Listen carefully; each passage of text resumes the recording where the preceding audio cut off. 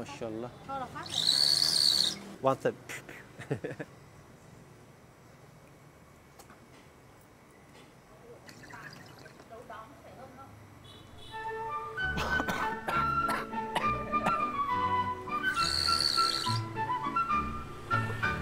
Maşallah görüyor musun? Abi bana para verecek. Bana para veriyor adam. Kızıma bak, Allah'a emanet ol abi.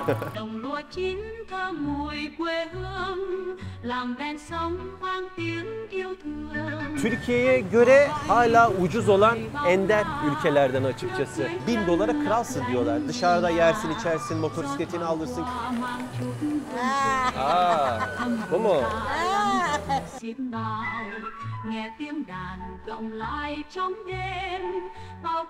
Şöyle 100.000 dong, 300.000 dong, 50.000 dong, 350.000 dong. Hadi bakayım, savaşa hazırım.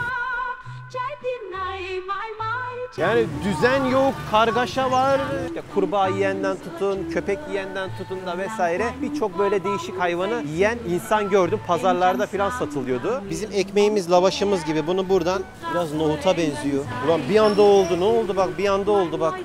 Onlu yumurta Vietnam'da 75 liraymış. İlk kez yumurtalı bir kahve deneyeceğim. Cà phê mai. Cà phê mai. Đưa ta về cội nguồn xưa ấy, nghe tiếng đàn vọng lại trong đêm, bao ký ức quay về êm đềm, dòng hạt ngọc ầm ầm vang xa xa, trái tim này mãi mãi tràn hòa. Yeni videoya hoş geldiniz arkadaşlar. Hadi gidelim. Yukarı öğreteceğim. Sonra hayır. Yukarı ne yukarı? Yukarı. Oğlum kamera가こうなるんだもんだってこうなる. Hayır. Paparazziみたいになってる今. Yeni videoya onu söylemiştim. Çantamı aldım. Bu sefer yanıma canımın içini de aldım. Canımın içinin senelik izni var. Şu öksürük var ya, bana $200 patladı. Uçak biletini aldık, gideceğiz. Sağ olsun canımın içi de hasta, ben de hastayım. Bileti ertelemek zorunda kaldık.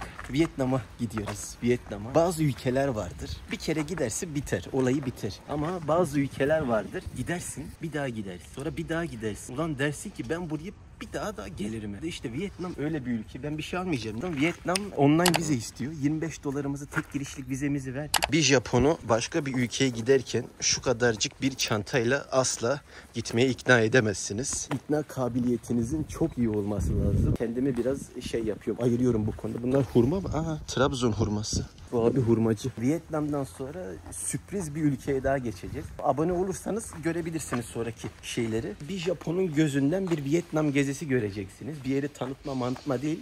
Güzel video olacak. Biletler ucuz. Vietnam zaten ucuz. Ben gittiğimde de ayrı bilgileri vereceğim. Giriş böyle biraz uzun oldu ama sizi çok şey yapmadan yaklaşık bir 8 saat sonra Vietnam'da olacağız. Havalimanına girdisi, çıktısı, indisi, bindisi derken hemen sizi böyle 7-8 saat ileriye sararak Vietnam'a götüreyim. Güzel. Bu sene Cem kanalı hareketli olacak. Japonlarla koordineli çalışıyorum. İyi bir halay çekerim. Gözünü sevdiğimin Japonya'daki istasyonuna bakın, tren istasyonuna. Bir de Vietnam'a gittiğimizdeki aksiyona, keşmekeşe bak. Baksana şu sadeliği. 180 derece tersini Vietnam'da göreceğiz. Ben canımın içine birkaç tane ülke çıkardım. Dedim ki seç. Bali'yi çıkardım dedim, bir hafta böyle Bali'de havuzda kafanı dinle. Sıkılırım dedi ikinci günde. Vietnam seçeneğini sundum. Maalesef bu ara hastayım biraz ama sıkıntı yok. Her haliyle güzel olacak.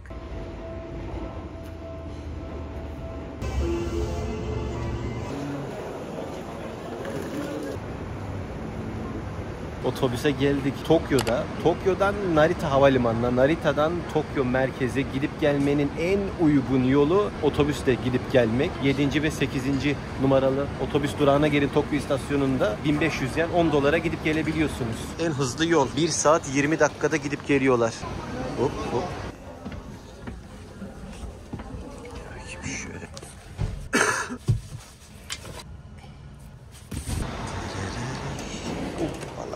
Evet, gözünü sevdiğim Japonya'sı. Canımın içinin biraz yolculukta midesi bulandı. Gitti yol tutucu ilacı aldı. Adamların yol ilacına baksanıza. $6 olduk Ekrem abi. Bakın ne göstereceğim. Japon pasaportu. Dünyanın en değerli pasaportlarından. Tak diye geçeceğiz şimdi. Bu kadar.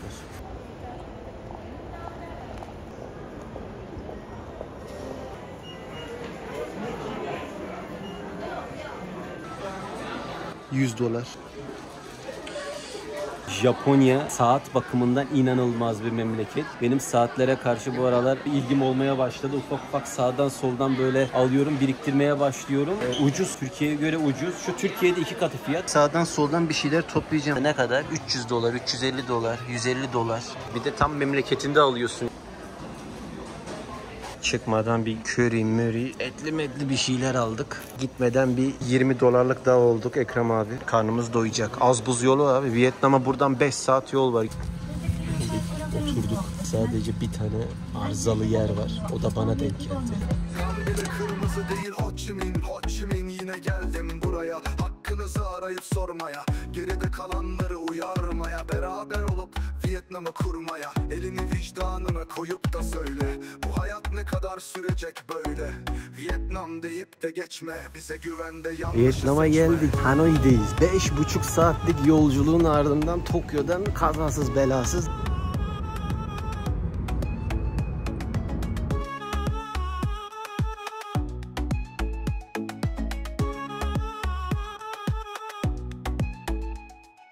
Vietnam bir numara en büyük, cehennemden çıkan çılgın Türk. 38 yaşında 100 günlük. Dedim ki otele mesaj yazdım. Abi biz balayındayız. Ne yapmışlar?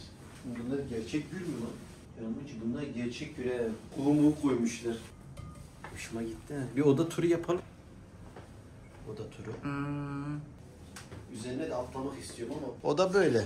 Kahvaltı dahil gecelik fiyatı $50. Vietnam standartlarında aslında büyük para. Bayağı şehrin merkezinde. Old Quarter diye geçiyor. Bayağı merkezdeyiz. Her yere böyle yürüme mesafesinde bir yer. Tam kaosun içerisine düştük ya. Ne oluyor tam burada? Gece 12 ya. Old Quarter diye bir yerdeyiz. Hanoi'nin en merkezi yeri. İnanılmaz bir yer. Gece yarısı ama her taraf ayrı bir işliyor. Canımın içi neredesin? Ablamlar götürüyor. Oh. Yanımın içi motosikletleri gördü. Karşıdan karşıya bile geçemiyor bak. Bekliyor bir arabanın ona yol vermesini. Japonya'daki gibi, Tokyo'daki ışık bekliyor. Biraz önce dedi ki trafik ışığı yok. Nasıl geçeceğim karşıdan karşıya? Bir bıraktım tek başına 2 dakika geçemedi karşıdan karşıya. Oturduk. Burada inanılmaz bir müzik var. Bir banh mi. Buranın meşhur sandviçi. Bizim nasıl tavuk dönerimiz varsa bunların da banh misi var. Gelecek gece 12'de.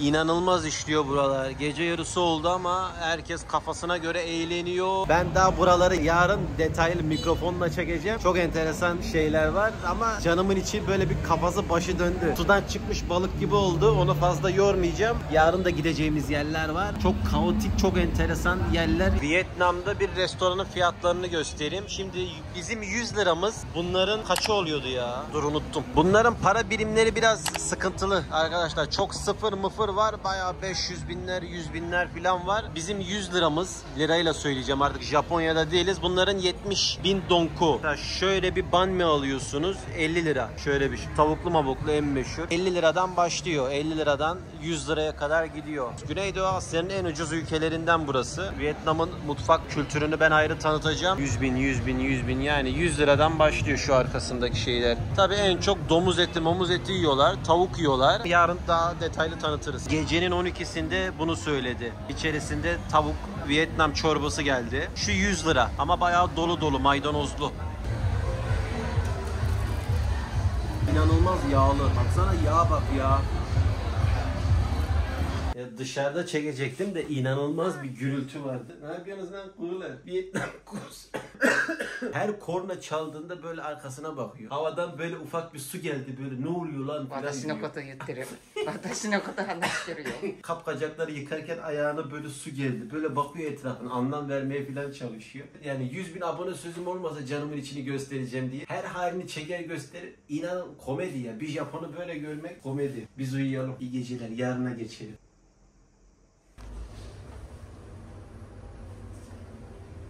Sabahın köründe kalktık yine. Sabahın körü ya. Kahvaltı edeceğiz. Açık büfe olunca dayanamıyor insan. Ki gözü kapalı da olsa koşa koşa gidiyor. kahvaltımızı ettik. Vietnam'ın kaosun... Aha asker var burada. Vietnamlı asker. Vietnam böyle bir yer. Güzel, hava sıcak. Tam böyle yürünecek bir hava var. Gidelim programımızı yapalım. Bunlar da Uberci abiler. Tam bir içerik cenneti buralar. Güzel bir otel girişimiz var. Ne bu? Vietnam bayrağını alalım. 100 milyonluk ülkede 5 milyonluk yerdeyiz. Nasıl hemen Wikipedia girişi yaptım ama. İnanılmaz bir motor akışı var. Sağda solda resim çektim. Bak bak bak motorlara bak. Bisikletçi Jinriksha abi burada. Merkezdeyiz. Old Quarter diye bir yerdeyiz. Hanoi'de. Başkentte Vietnam'da. Böyle aralara gire çıka, sağa sola gire çıka, kafeye, bara, ona buna tadım. Bol bol Vietnam yemeklerini, yiyeceklerini, içeceklerini deneyeceğimiz güzel bir tur olacak. Canımın içini senelik izni. Fazla onu böyle kamerayla boğmadan bir Japon'u buralara adapte etmek zordur. Dün akşamdan gördüğünüz üzere ufak ufak girelim. Bu ne ya? Arabaya bak. Rolls mu bu? Rolls Royce mu? Ya buranın zengini de anlamadım. Zep zengini ya. Vietnamlı teyzem gidiyor. Abi kolay gelsin. How much? How much? Okay, okay. Thank you. How much? Thank you, thank you. How much for me? Thank you abi. Abi video çekeceğiz. 150. Ha? 150. 50-50. Eyvallah abi. Vietnamlı abiyi de hemen şey yaptık, caydırdık. Bana diyor ki $10 ver sizi bir saat gezdireyim. Biraz yürüyelim abi. Abi kolay gelsin. Her yerde böyle kafeler. Aa yeşil yanıyor. Canımın içi Vietnam'da yeşil yazan bir yeri gördün mü koş. Burada bir yeri gördün mü koşacaksın. Trafik ışığı buralarda görmek biraz zordur. Verin mi sana? Al bir antrenman yap bakayım. İnsanların çıkardığı görsel, yaşam, kültür. Şimdiden videoyu beğenmeyi, paylaşmayı, abone olmayı unutmayın. Baksana. Ablam motosikletiyle muz satıyor. Ne kadar dolu ya tezgah. Hayat ucuz burada arkadaşlar. Biraz bir araştırma yaptım. Bu insanlar ne yer, ne içer, kaç para kazanır. Buralarla ilgili canımın içi nereyi çekiyorsun? Abim bak el ediyor. Şurada bir dur da beni şöyle bir çek. Zamanında ben bu Vietnam'ı baştan sona gezdim. Canımın içi biraz kaotik bir yere gelmek istedi açıkçası. O yüzden Vietnam'a, Hanoi'ye geldik. 3-5 gün buralardayız. Maaşları duyduğumda ben şok oldum. Size de anlatacağım. Buralarda gördüğünüz üzere hiçbir şekilde kural yok. Trafik ışığı yok, bir şey yok. Canımın içi önce bir katedrale gitmek istedi.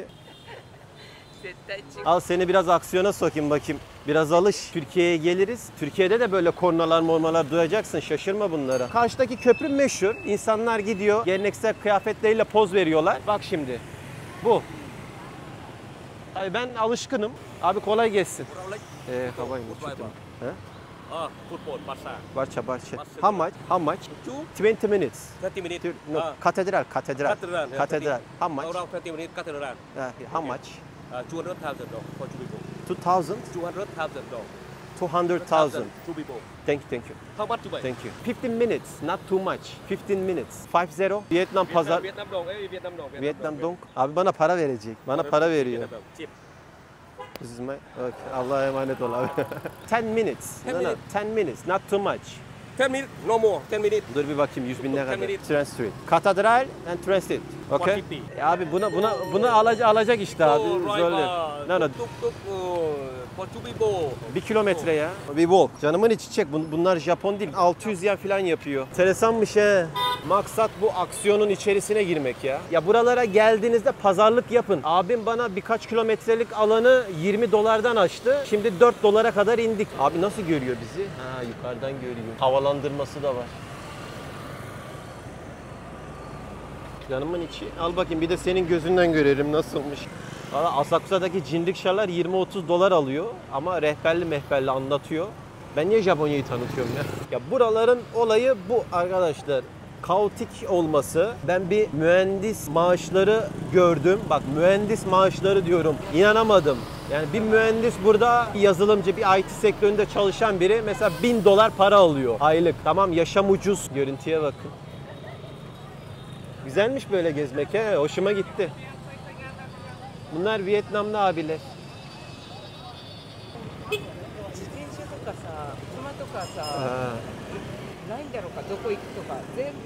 Evet. Şimdi bir Japon'un şaşırdığı şeyi söyleyeyim. Kural yok diyor burada bak. Bisiklet yolun ortasından böyle gidiyor diyor. Bir de kaza da fazla olmuyor. Bak böyle bir trafik Japonya'da olamaz. Böyle bir sistem yok yani. Adamları küçükten itibaren biraz Japonya ile kıyaslayacağım. Çünkü orada yaşadığımız için. Burada biraz kaos var. Özellikle daha böyle köylere, kasabalara gittiğinizde daha da enteresan bir yaşam var orada. Daha ucuz. Ekonomik zorluklar var. Sapa'ya kadar çıkmıştım açıkçası. Lan biz geldik mi? O biraz zıplattırıyor. Ablam Kafasına göre gidiyor. Burada kural insan bence. Kuralları koyanlar kafalarına göre. Mesela sen şuradan şuraya geçeceksin. Mesela geçmemen lazım ama o geçiyor. Kuralı o adam koymuş ya da Vietnamlı abim ablam koymuş. O kural onun için öyle olması gerekiyor. Evet. Burada da böyle şey. Ama bu bisikleti biraz sürmek zor. Biraz 大丈夫かなこうなってるけど大丈夫 Dayıca budur ya. Vallahi açıkçası ben bu kaotik yerleri Vietnam'da seviyorum. Şu görüntüye baksana abi. Yani her yerden bir şey çıkma ihtimali var ya. Sağda küçücük dükkanlarda insanlar banh mi yiyor. Banh mi buraların olayı. Bizdeki tavuk dönerin Vietnam'daki versiyonu. Bak yok yere basıyor yani, yok yere. Niye basarsın mesela burada? Ülke farkı, kültür farkı, eğitim farkı, her şey ortaya çıkıyor. Biraz uçlarda bir örnek oluyor Japonya ile Vietnam ama Japon eşim var. Yapacak bir şey yok. Videonun başlığından da gördüğünüz üzere Japon eşimle Vietnam'da tatil sürecimiz. Katedrale geldik. Alkışlıyor. Güzelmiş. Katedral. Kaotik yerler buralar. ローマみたい Herkes bir köşede oturmuş bir şeyler yiyor, içiyor. ね綺麗イタジャパンイタリアみたいそう Aman bak çarpıyordum motor biraz önce. Çok milim geçiyor ya. Çok böyle gıt diye geçti yani. あ本当だテンプルだってほら Tempo. テンプルだって Tempo. Tapınak. 2 tane motor kiralayalım. Bir gezelim. Senin için de aksiyonlu olur. Korkarım dedi. En fazla bisiklet alabilirim dedi. 綺麗だ En fazla bisiklet aldık. ライトも綺麗だとってもライトビューティフル Canımın içi gördüğü her şeye şaşır ya. Böyle hafiften böyle Disneyland havası olan yerleri Japonlar çok seviyor.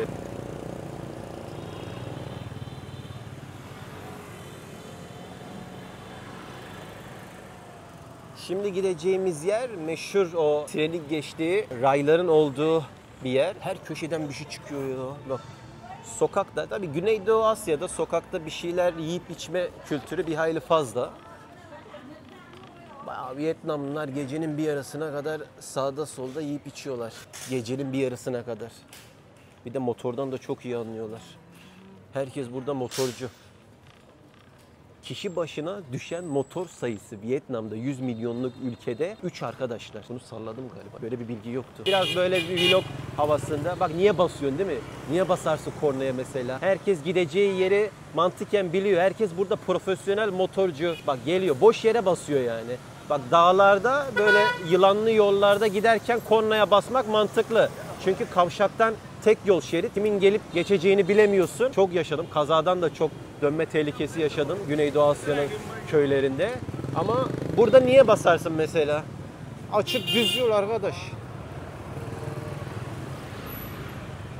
もう右とか左とかねどっちもこっちの路線から Yani manici burası Vietnam. 右とかこっちとか Şeriti yok. Biz şu anda mesela Allah'a emanet gidiyoruz. Yani biri çarpsa çarpar değil mi? Üstüne geliyor burada her şey. Helal olsun abim iyi getirdi ama. Biz biraz dış tarafa geldik. Buralardan aralara gire çıka. Bak polis burada bak. Hidari Mite. Hidari arıyor. あ Tek başına oturmuş polis mi bu ama anlaşılmıyor ki.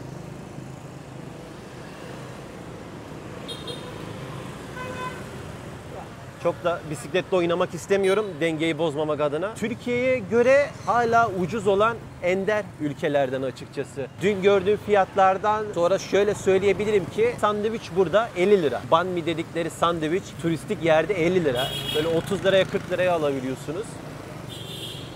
Aylık ne kadar para kazanıyorlar diye bir araştırma yaptım. 200 dolarla bakın 200 dolarla Vietnam'da böyle merkezi yerlerden başlıyor asgari ücret 300 dolara kadar 400 dolara kadar çıkıyor. Ama genel olarak insanlar böyle sıcakkanlı. Herkes böyle bir şey satma, bir şey al abi şuna. Bizim dünden beri canımın için eline bir sürü bir şey sıkıştırdılar.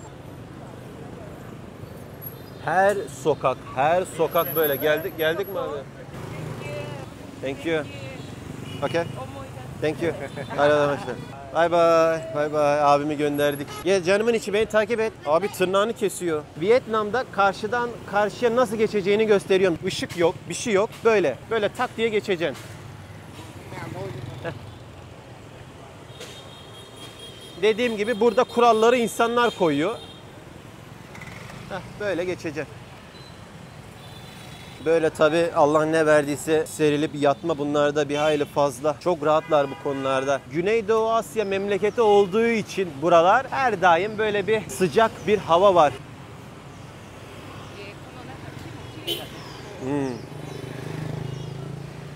İstanbul'dan, Türkiye'den alışık olduğum için bu tarz trafik kaosa, keşmekeşe her korna çaldığında sağıma soluma bakmıyorum canımın içi gibi. Duyunuzun güçlü olması lazım.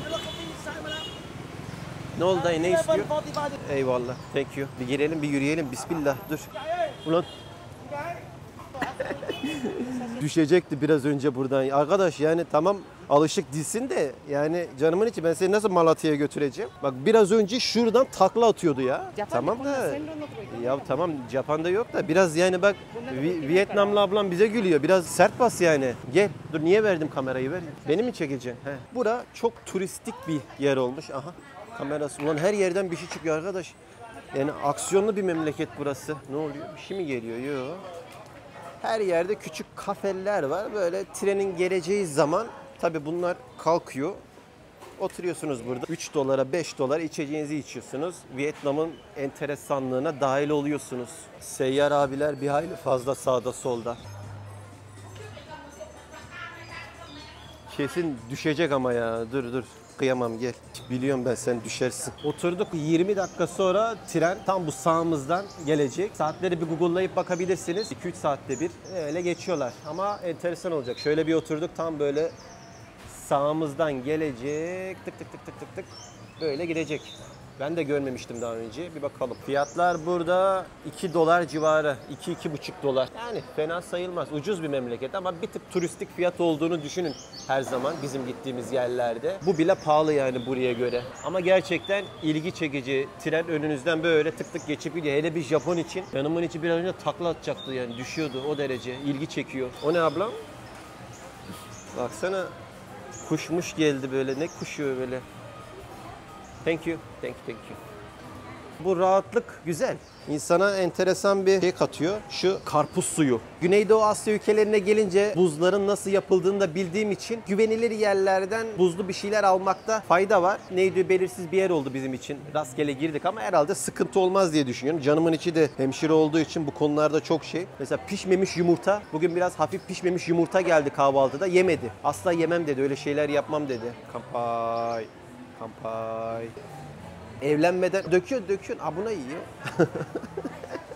Böyle kameraya bakıyor, alttan bir şey gidiyor. Japon'u sistemin dışına sokarsan böyle olur. Alttan suyu gider. Evlenmeden önce canımın içi İngiltere'si, Amerika'sı, işte Avrupa'sı, Singapur, bayağı gezmiş, dolaşmış. Galiba yanlış bilmiyorsam anlattığına göre Amerika'da şeye gitti. Hemşire kursuna falan gitti. Canımın içi, ben seni anlatıyorum. Seninle ilgili böyle bilgiler vermemin sebebi 100.000 abone şeyine ufaktan yaklaştığımız için belli olmaz. Her an ansızın bir gece vakti ne oluyor? Ya. Turist olduğunuz burada belli ya. Sürekli gelip bir şeyler satmak isteyen birçok insan var. Dakikada biri gidiyor, biri geliyor, biri geliyor. Kazançları da gördükten sonra bu insanların, düşünün yani adam aylık 200-300 dolar para oluyor. 1000 dolara diyorlar bak, Hanoi'de, Vietnam merkezde 1000 dolara kral gibi yaşarsın diyorlar. Ortalama burada ev kiraları 200-300 dolardan başlıyor. Elektriği, suyu dahil olan evler 200-300 dolar. Tek kişi üzerinden konuşuyorum. 1000 dolara kralsın diyorlar. Dışarıda yersin, içersin, motosikletini alırsın, kiralarsın. 1000 dolar Japonya'da tabii standartların altında bir para. Fakat burada kralsın. Arada 5 saatlik bir uçak mesafesi var ama iki farklı şey. Yeri gelmişken söyleyeyim. Hokkaido serisinde söylediğim mesela Japonya'yı işgal etmişler. Fakat enteresan bir şey, Vietnam'ı da Japonya işgal etmiş. Bu buzlardan inşallah başımıza bir şey gelmez. Çünkü ben Tayland'da bu buzlardan bir hafta yattım. Bayağı yattım. Zaten hastalanırsa bir başımıza bu buzlardan, bakterilerden filan başımıza iş gelir. ATM'den, Japon bankalarından para çekmeye çalıştım. İlginç bir şey. Ne kredi kartı ne debit kart hiçbiri çalışmadı. Yapı Kredi'nin kartını soktum. Direkt verdi. 100 lira bir komisyon aldı Türk Bankası Yapı Kredi. Japon bankaların hiçbiri ATM'de burada çalışmıyor. Enteresan bir şekilde. Evet. Öyle mi? Böyle mi gezeyim? 2 dolara vereceğim diyor. Ama bunu nasıl götüreceğiz? Aha, camı kırdılar. İlla satacak ya. Aa, bu mu? Sünnetlik çocuğa benzedim. Bu o kadar uğraştı Verim ablama ya. No, no. Thank you, thank you. Ya magneto da. No, thank you. 50? Money. Okay, one more 50. No. Okay, for two. No. No money. No money? Okay, I give you, okay. No change? No. Team, okay. This one.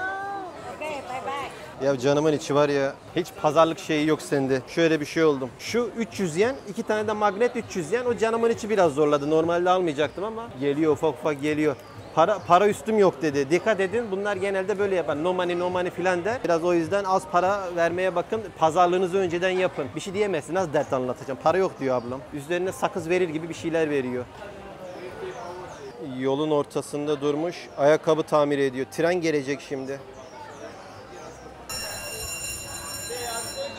Dayı tren geliyor dayı. Sana ayakkabı tamir ediyorsun, tren geliyor.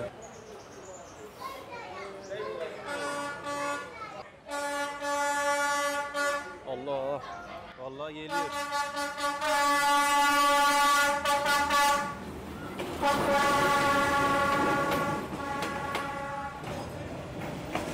Bayağı yakın geçiyor.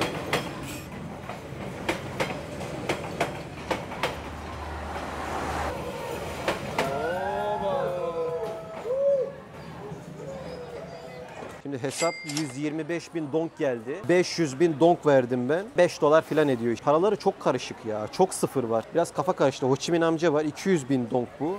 Şöyle 100.000 donk, 300.000 donk.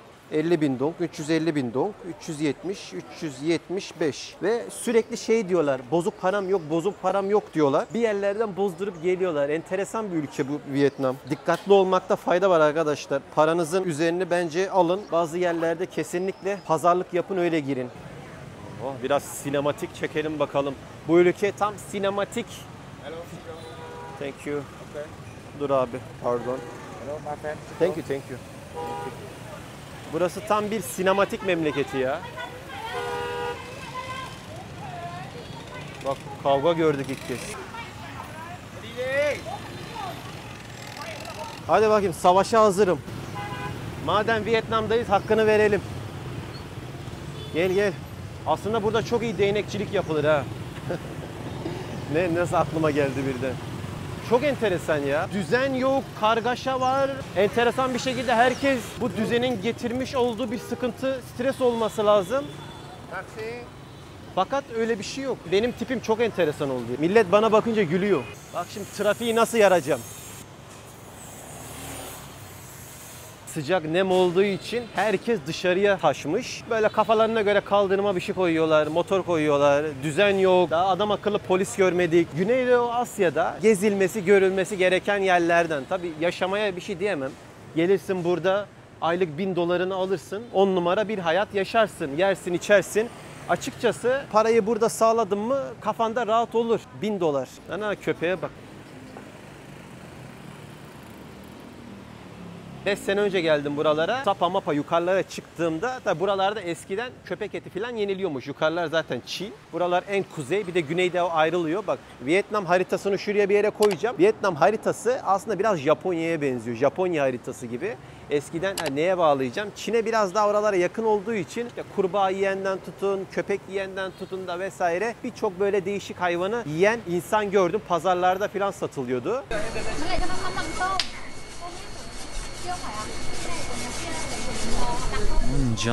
Canlı kurbağayı öldürüyor ya. Kurbağayı vuruyor, öldürüyor, yiyorlar. İçim cız etti. O köpek yeme olayı biraz azalmış. Güzel. O yönden güzel. Dışarıya marul koymuşlar. Ablam kolay gelsin. Nasıl götürecek o arabayı öyle ya? Japonya bu Güneydoğu Asya'daki ülkelere sadece klima satsa yeter. Daikin'i, Honda'sı, arabası, şusu busu birçok ürün Japon markalı. Baksana bak kaldırıma bak. Kaldırımı görüyor. Kaldırım adı sadece kaldırım. Hep motor dolu. O içtiğim karpuz suyu galiba o buzda bir şeyler vardı. Virüs bakteri olunca direkt mideye etki ediyor ya, ben boku yedim büyük ihtimal. Dünyayı en çok gezen bu sarışınlar ya. Seneler önce Ho Chi Minh'e gittiğimde, eski adıyla Saigon'a gittiğimde, tabii biraz gerilla merilla yöntemi var. Bunların kurtarıcısı. Biraz bir gerilla tarzı, böyle bayağı savaşmış zamanında. Yine Amerika gelmiş tabii buralara. Figürler falan var burada. Bunlar Japonları seviyor. Şimdi Japonya'da yaşayan Vietnamlı da bir aile. Şöyle hayatlar var. Dışarıda etler. Turşu, et. Evet. Abi donunu da üstü asmış. Hızlı kurusun diye. Böyle bir rastgele aralara falan girelim bakalım ne çıkacak karşımıza. Binalar çok tatlı duruyor yalnız. Aralara girildikçe biraz daha yereller buralara geliyor, bir şeyler alıyor. Hurma var. Trabzon hurması, armut, liçi.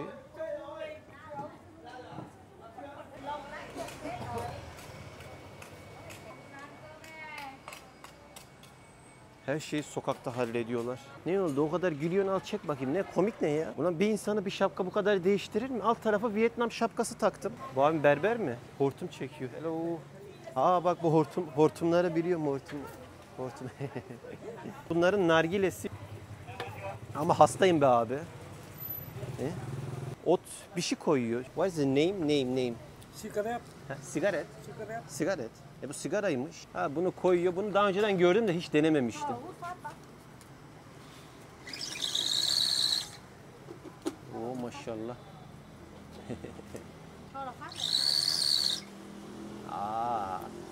Just one time. One time. Bir oturayım bakayım. Again, show me. Nasıl çekeceğim abi bunu? Ağzını koydun sen.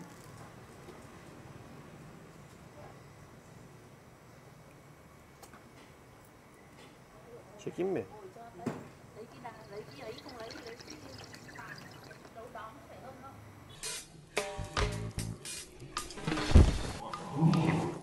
Alayınızın bunlar hiçbir şey değil. Daha büyük şeyler olacak.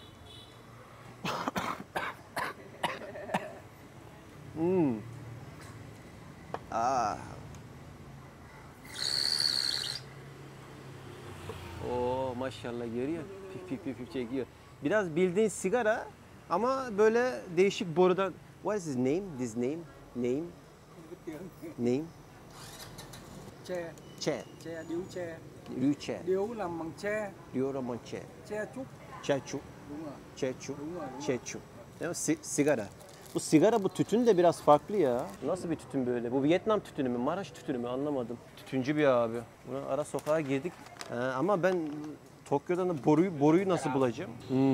Ne veriyorsun abi? Çay verecek galiba. Ya bunlar böyle oturuyorlar. Borudan bir şeyler çekiyorlar. Sohbet, muhabbet, çay böyle gidiyor. Olay bu.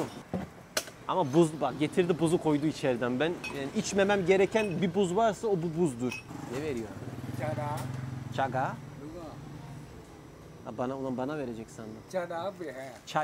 Çay. Ya bunu Vietnam'ın başından sonuna gördüm ya.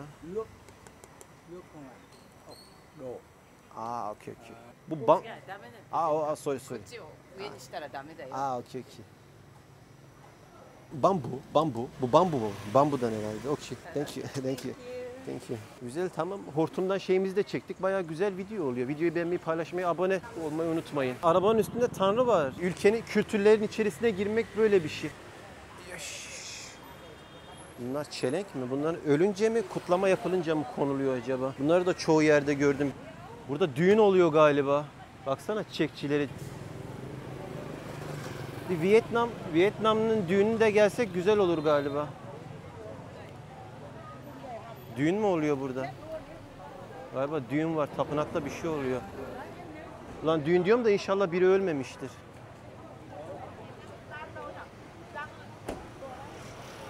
Tapınakta kutlama oluyor galiba. Siyahlar giyilmiş. Abi bunun arası yok zaten. Ya düğündür ya cenazedir. İkisinden birisi. Ya biraz daha motor yönünden sakin bir yer olsa bir motor alacağım. Canımın içiyle böyle güzel romantik bir şekilde gideceğiz de yani kendime güveniyorum ama bu sisteme güvenmiyorum. Asırlık bir ağaç var ya. Güneydoğu Asya'nın ağaçlarını çok seviyorum. Bu Tayland'da, Kamboçya'da, özellikle o Angkor Wat'ta görmüştüm. Çok etkilenmiştim. Burası Vietnam'ın kahvesi. Oturuyorlar. İçkidir, kahvedir, biradır, her şeyi içiyorlar. Burada da temizlik var. Domuzu tutmuş bir Vietnamlı abi. Şeker kamışından yapılma, bunun suyunu sıkıyorlar.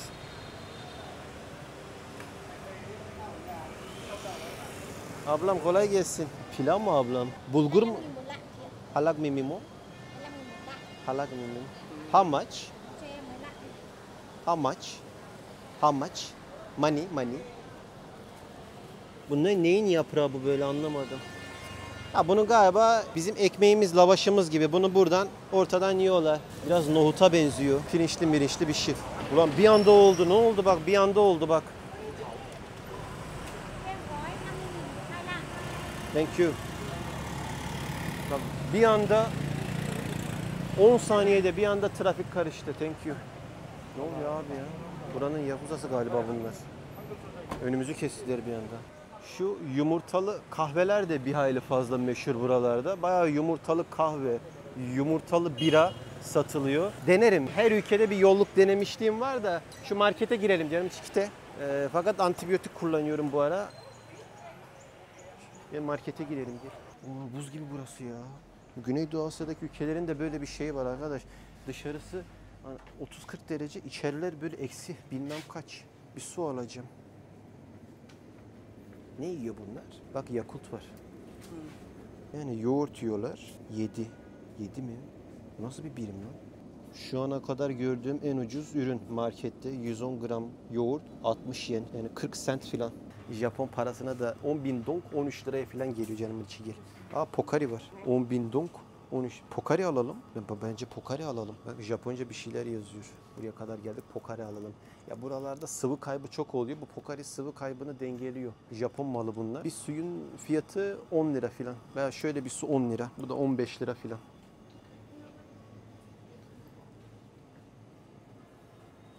Ne çekiyor? Wasabi. He? Wasabi. 10.000 dong 13 lira, 10, 20, 30 lira filan ya.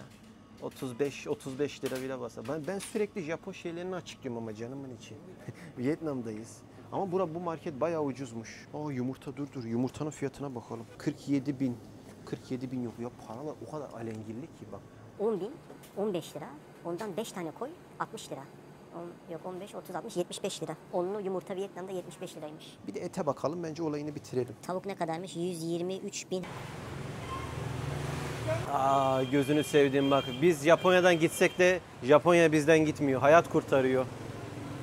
Mideyi bozan şeyler yediğinizde de bunu birkaç kere test ettim. Bunu içtiğinizde böyle bir sizi iyiye doğru götürüyor. Hani Güneydoğu Asya'nın resmi içeceği olması lazım.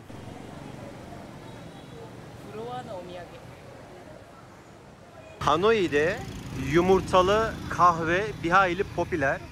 Ben de bir tane hello abim. Bir tane yer çıkardım böyle bambuların içerisinde. Ama şansımıza üst katı kapatmışlar. Vietnam'a geldik. Düz tabanlığımız devam ediyor. Şöyle Japop diye bir yer. Fiyatı da çok iyi. Fiyatı $2. Ya tam film çekilecek yerler buralar ya. Görüntü doğal akışında ilerliyor ve hayran kalıyorsunuz. Bu ne abi? Greyfurt mu? Sürekli şunlardan sigara içiyorlar.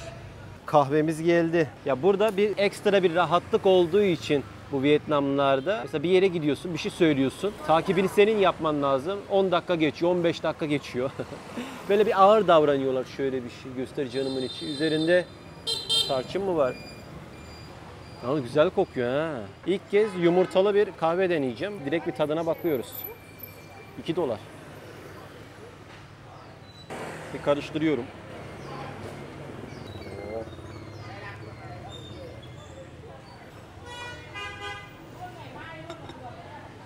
Size bir söyleyeyim mi? Ne kahve tadı geliyor, ne yumurta tadı geliyor. Abi ikisini güzel böyle bir harmanlamış.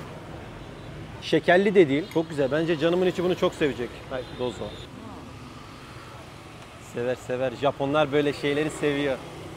Ben ne böyle tam bir anime karakterine benzedim ha. Puding doğru bak güzel söyledi. Puding gibi dedi. Güzel telaffuz etti. Bu biraz daha büyük olsa da içilir. Bunu sevdim yalnız ha. Bu bayağı güzel. Ben bunu her gün bir tane içerim. Önümdeki turunculu motorlu abi geldi. Bambuları falan ver dedi. Motoruna koydu. Şimdi gidiyor. Böyle güzel bir işleyiş var. Yalnız dikkatimi çeken bir şey var. İnanılmaz stresli bir trafik ortamı var. Vietnamlılar hiç öyle kavga edip ağzını burnunu kırayım stresli hani biri böyle gırtlağa gelecek şekilde davranmıyorlar. Biraz kültürün etkisi, din var mı? Çok emin değilim bunlarda diğer Güneydoğu Asya'daki yerlere göre de inanç bakımından. Böyle bir şeyin bizde olduğunu düşünün. Zaten trafik var da burada hiç kural yok arkadaşlar. Biri oradan giriyor, biri buradan giriyor. Yani şerit var mı yok mu belli değil. Bizde daha beter olurdu ama bunlarda ekstra bir şey var. Anlam veremedim bu rahatlığı. Ülkenin getirmiş olduğu bir sıcaktan ötürü bir sıcaklık var insanlarda. Sürekli böyleler bak.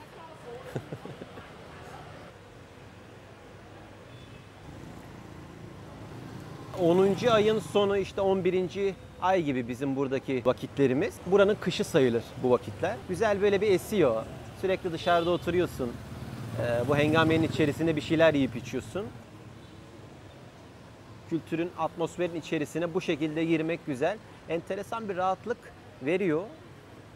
Ama uzun süre kalınır mı bilemedim. Çünkü aşırı bir gürültü var. Aşırı bir kaos var burada. Deneyimleyip gitmek, sağa sola köylere oraya buraya motor kiralamak. Başından sonuna gezilecek ülkeler listesinde Vietnam. Maddi olarak da arkamdaki abi sürekli dişinin arasına bir şey kaçmış onu almaya çalışıyor. Alamadı 2 dakikadır. Böyle şeyler var yani. Biraz rahatlar, biraz garipler. Çok damarlarına basmamak lazım bu Vietnamlıların. Bazı yerlerde görüyorum hemen kavgaya mavgaya girerler ters bir durumda. Ona denk geldim. Yani benim Japonya'dan sonra abi ne kaçtıysa dişinin arasına alamadı 5. Bu ülke motorla gezilir. Kız arkadaşınla, arkadaş grubuyla motorları alacaksın, çıkacaksın, dağlara mağlara gideceksin. O yönden güzel. Bunlar güzel ipuçları olsun size. Biz canımın içinin uyudun mu lan ne oluyor? Uyuyor canım. Gözleri kapandı. O kadar mı yoruldun? Neredeyse bütün dükkanların önünde Vietnam kendi ülkelerinin bayrağı var. İstisnasız. 10 kişiden 9'unda böyle. Güzel. Ülkelerine bağlı olduklarını gösteriyor bu da. Biz züccaciyeci alanına girdik. Her yerde böyle bir şeyle uğraşıyorlar. Bir inşaat hali. Bir yerleri yapıp yıkıyorlar. Ellerinden her iş geliyor bu Güneydoğu Asya'daki insanların. Anlamsız bir yere gidiyorsun. Züccaciyeci, hair salon, berber, terzi, motor bilmem nesi. Her iş kolunda insanlar var. Genci, yaşlısı. Genç, yaşlı herkes çalışıyor. Oh.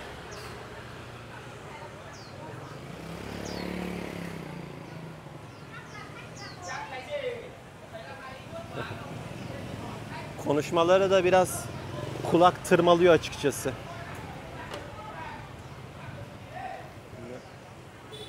Kavga ediyorlar galiba.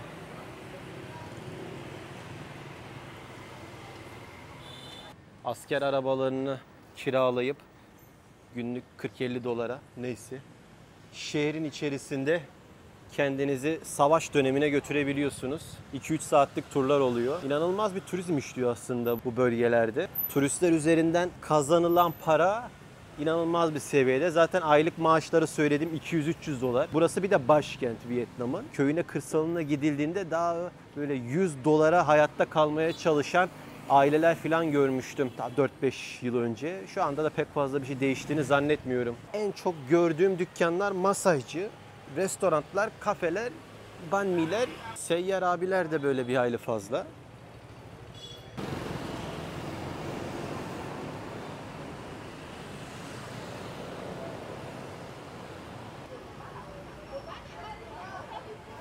Şimdi Japonlarda biliyorsunuz arkadaşlar bunları Dur canımın içi bir şey anlatıyorum da. Pazarlık işi bende biliyorsun. Pazarlık Vietnam'da bile olsa sünnettir. Japonlarda bir omiyage şeyi var. Özellikle benim canımın içinde bu hat safhada.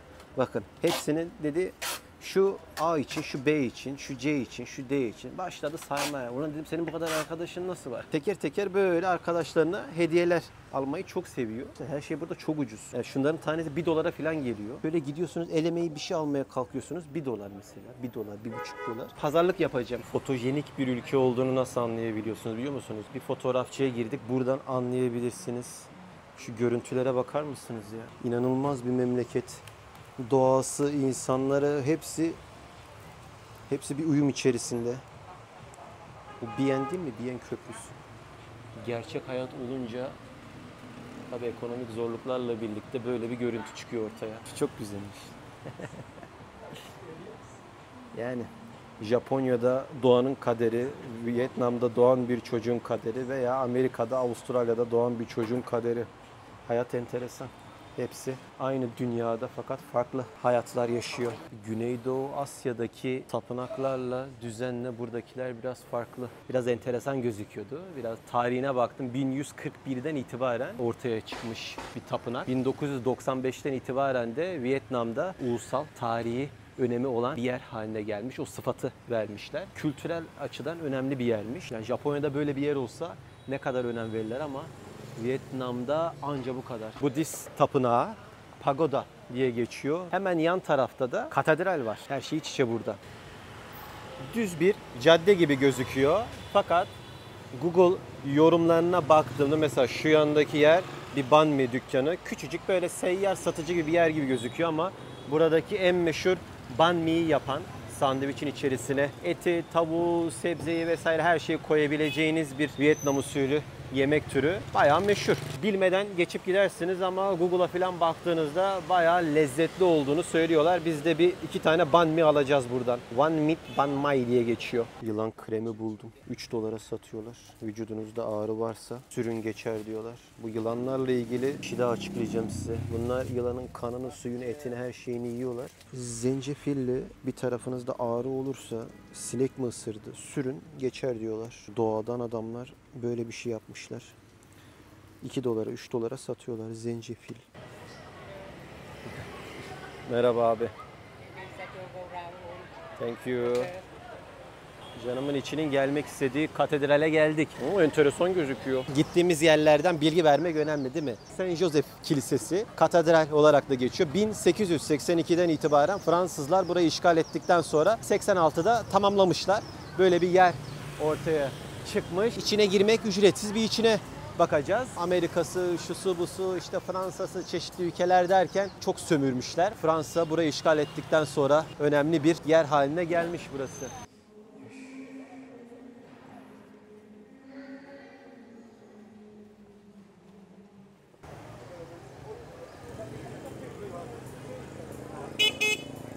Gel abi. Kornaya basmana gerek yok. Alıştık zaten. Sen geçeceksin oradan. Her yerde sandviççi, banh mi'ci var. Şu şapkamı takmadan Vietnam'da gezemiyorum. Ablam merhaba. Merhaba ablam. Banh mi alacağım. Fried chicken, gap mai. Gap mai. Söyle, çabuk söyle. Şu çok hoşuma gitti. Ben bunu götüreceğim. Gatron. Gap mai, gatron. $1 neredeyse. Sıcak sıcak okey. Ablam çekim yapacağım. Böyle sıcak sıcak yapıp veriyor. Tavuklu, peynirli söyledim. Canımın içi de yumurtalı tavuklu söyledi. 25-50 bin yen. $2 neredeyse. Oh. Vietnam yumurtası. Banh mi'ler yabancı da tüketiyor, yerlisi de tüketiyor. İnanılmaz bir sirkülasyonda. Yani Güneydoğu Asyalılar aslında fazla böyle ekmek sevmez ama bunlarda aşırı bir tüketme var. Bildiğin tavuk döner ya. Bizdeki tavuk dönerin Vietnam versiyonu. Esnaf, Vietnamlı esnaf bayağı da makyaj yapmış. Bütün olay dışarıda dönüyor Güneydoğu Asya'da. Bu gördüğünüz görüntü sizi şaşırtmasın. Bu normal. Herkes dışarıda yiyip içiyor. İnsanların ne kadar hızlı gidiyor ya. Sindirim sistemi, bağışıklığı hepsi alışmış artık buraya. Bu ablam gecelikle çıkmış galiba. Gecelik. Nasıl oldu bu şapka?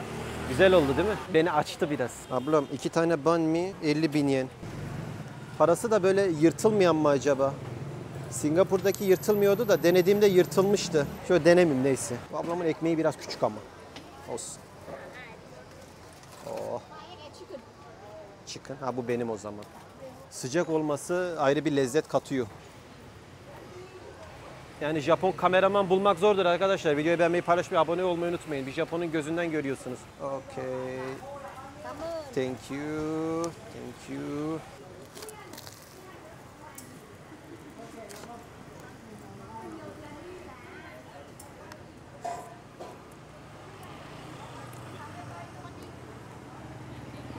İlginç bir şey. Bu Güneydoğu Asyalıların aslında ekmeği pek lezzetli sayılmaz.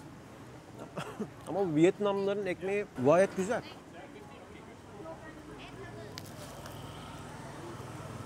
Ulan bu yumurtalı olan mıydı? Canım acı. Seninkini yedim galiba ya. Görmedim ki aynı geldi. O banh mi ile bu banh mi aynı sandım.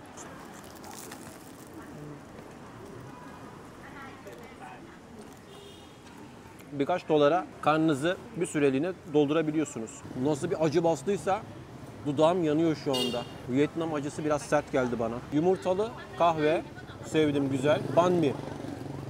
Hayatta kalırım sadece Vietnam'da bunları yiyip içerek. Bir de dışarıda olması ayrı güzel değil mi böyle? Havadar bir şekilde yiyorsun. O ortamın içindesin. Ne güzel. Banh mi'mizi yedik. Bayağı bir saat boyunca 5-6 dolara bu bisikletlerle Hanoi'de bak herkes bir korna. Sürekli bir terakkuz halinde olmanız lazım buralarda ama görüntüye baksana. Vietnamlar daha böyle sokak arasında, turistler böyle belli başlı yerlerde. Şunları atalım gidelim. Güneydoğu Asya'yı başta olmak üzere dünyayı en çok sarışınlar geziyor. O yüzden sarışın olun. Banh mi'ci ablam görüşürüz. Ne kadar izlettiren bir görüntü var değil mi? Nereden neyin çıkacağını bilemiyorsun. Bu hop-off'larda da gezen bir aile fazla insan var da şehir içinde inanılmaz bir trafik var.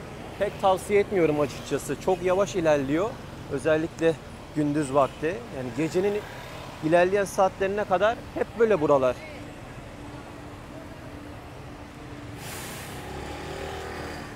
Ne oluyor ya? Canımın içi gel. Beni kaybetme. Pardon. Ey maşallah. Arabaya denk geldim. Dedim ne yapıyorlar? Hasta hayvanlar var burada, köpekler. Kanser hastası köpekler var burada, koymuşlar.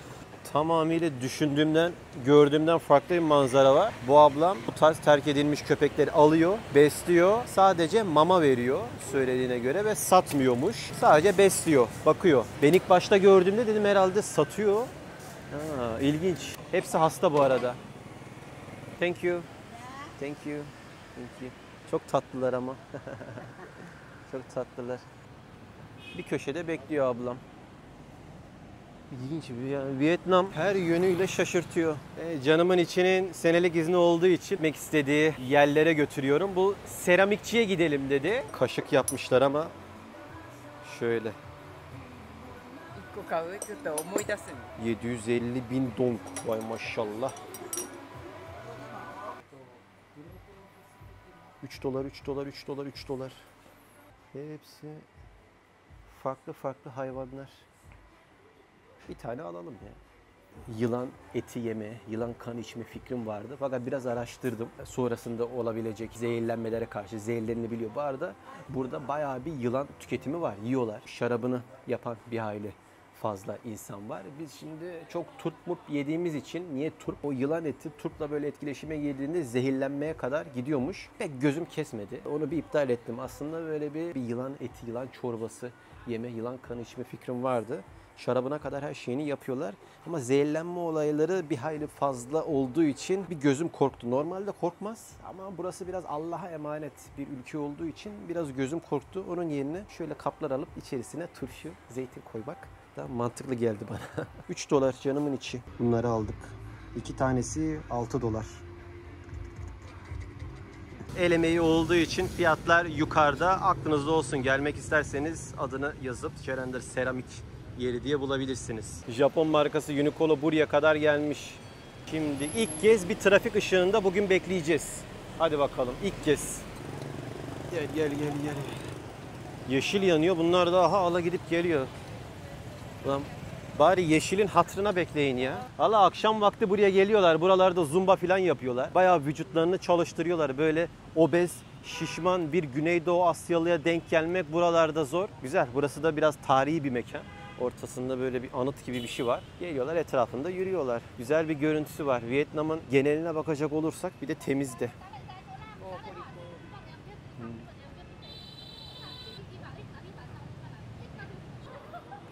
Rengarenk bir ülke ya.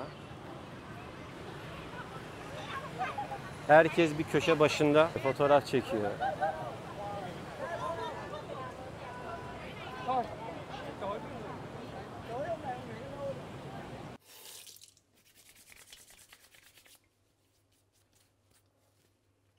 Vietnam gece hayatına başlayabiliriz. Vietnam 2. bölüm yakında gelecek. Vietnam 3 bölümden oluşacak arkadaşlar. 3 video Vietnam'dan gelecek.